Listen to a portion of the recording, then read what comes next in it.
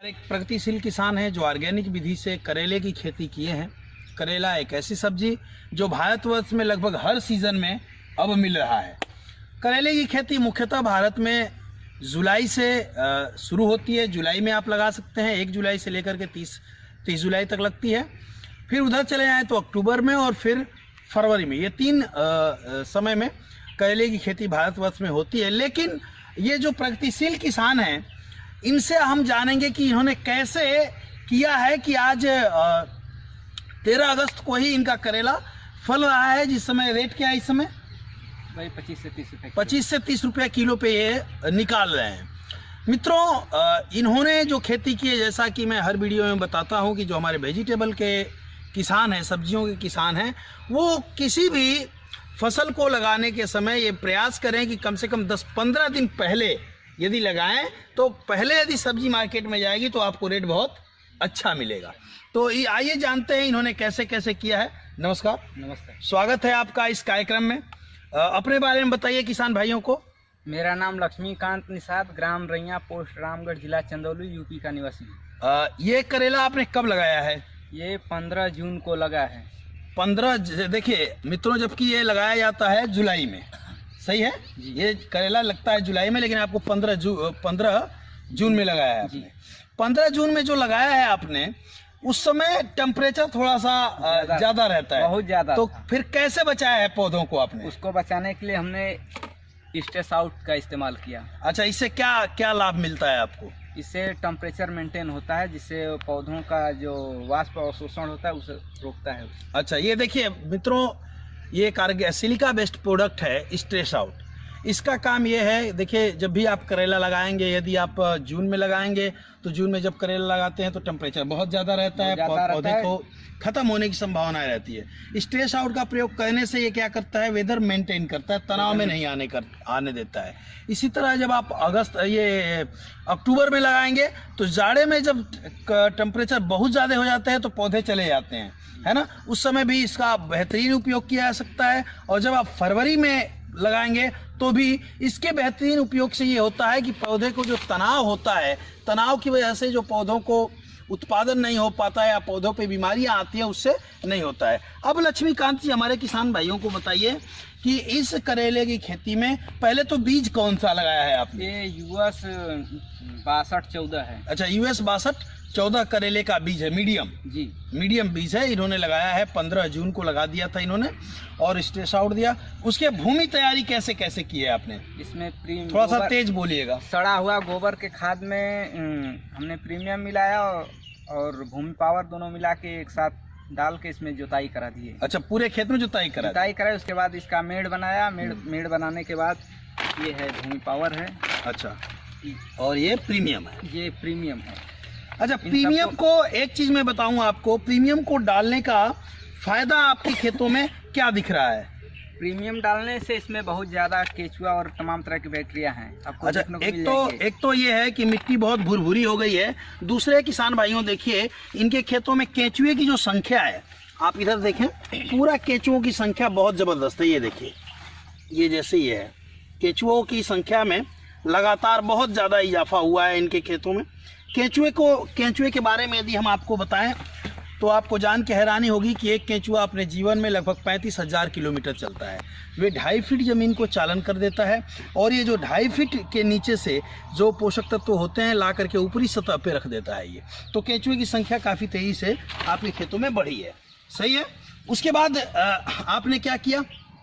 उसके बाद इसमें हम बिजाई किए हैं, जैसे कि दूरी क्या रखे हैं?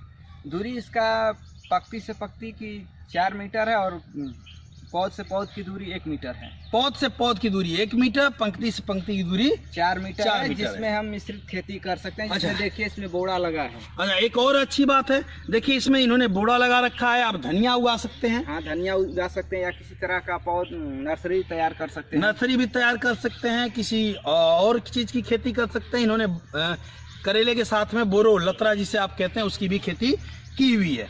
फिर आगे इस पे जो रोग आते हैं, आगे जब मान लीजिए पौधा जम गया, आपने भूमि पावर दे दिया, उसके बाद क्या क्या प्रयोग किया है आपने? इसमें गुर्चा के लिए वायरसोल और आर्गोमाइट। अच्छा, ये जो एलो मोजैक रोग आता है, एलो मोजैक, उसके लिए हमने ये पावर प्लांट फंगीसाइड, फंगीसाइड इस्तेमाल ये सिस्टेमिक फंगीसाइड है, फंगस के लिए इन्होंने यूज किया है। फंगीसाइड में दिक्कत ये आती है, हमारे किसान भाइयों को फंगस से परेशान हो जाता है, हमारा किसान हिट साथ में इसलिए परेशान हो जाता है कि उसे पता नहीं होता कि कौन सा फंगस है जिससे हम कंट्रोल करें। ये मल्टीपल फंगीसाइड है, यानी किसी भी तरह का फंगस होगा ये काम करेगा।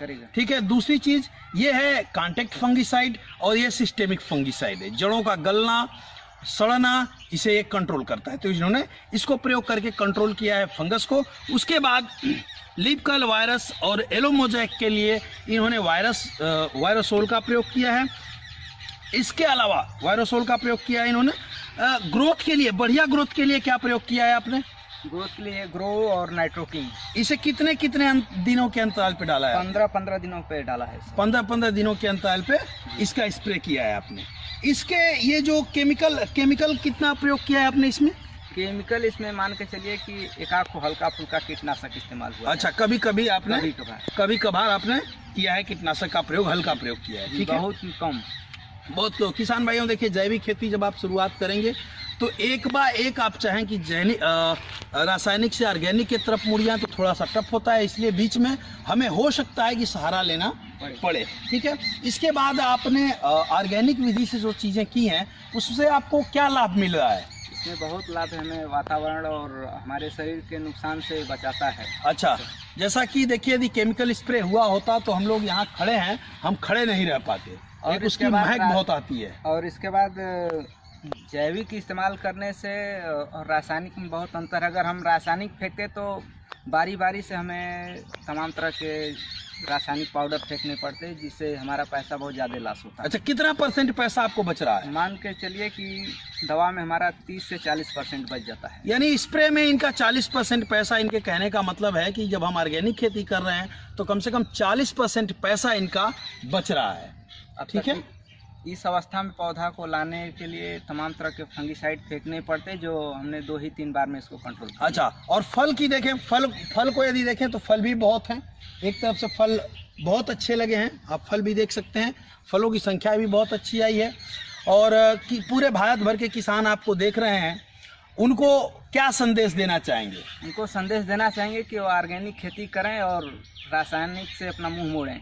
अच्छा, क्या किसान भाइयों कोई भी दिक्कत आती है आपको खेती संबंधित, 92 36 11 47 11 यानी 9236114711 पे फ़ोन करिए, जानकारी प्राप्त हो जाएगी। दूसरी चीज़, ये हमारा YouTube चैनल है मित्रों, इसे आप सब्सक्राइब करिए। और ये कार्यक्रम कैसा लगा आपको, इसके लिए कमेंट बॉक्स में कमेंट जरूर करें। आप किसी पर्टिकुलर विशेष प्लांट पे या वेजिटेबल पे वीडियो चाहते हैं, आप लिखिए, हम निश्चित रूप से वीडियो बनाएंगे। मेरे अन्नदाता साथियों, हम लोग जैसा कि आप जानते हैं जैविक खेती अभियान से जुड़ करके पूरे भारतवर्ष को केमिकल फ्री वेजिटेबल या अनाज देने का काम कर रहे हैं। आप भी इस अभियान से जुड़िए और अधिक से अधिक अन्नदाता साथियों को ये प्रयास हो कि देखिए, कहीं ना कहीं जब हम सब्जी खाते हैं तो सब्जियों पे हाइपर केमिकल आज यूज हो रहा है। हर तीसरे दिन किसान जहर मार रहा है और उसे हम खा रहे हैं, तो वो सारा केमिकल हमारे शरीर में जा रहा है, जिससे नाना प्रकार की बीमारियां हो रही हैं। तो आइए एक संकल्प लें कि भारत को जहर मुक्त बनाएंगे, जहर मुक्त खेती करिए। एक तो लागत कम आएगी, उत्पादन ज़्यादा आएगा, और सबसे अच्छी बात मैं बताऊं, इनके पौधों को देखिए, इनके पत्तों को देखिए, पौधे और पत्ते कितने स्वस्थ हैं। आपको कोई दाग नहीं, धब्बे नहीं, कुछ नहीं दिखेंगे। ग्रोथ अच्छी है, फल फूल बढ़िया है। एक बार मैं पुनः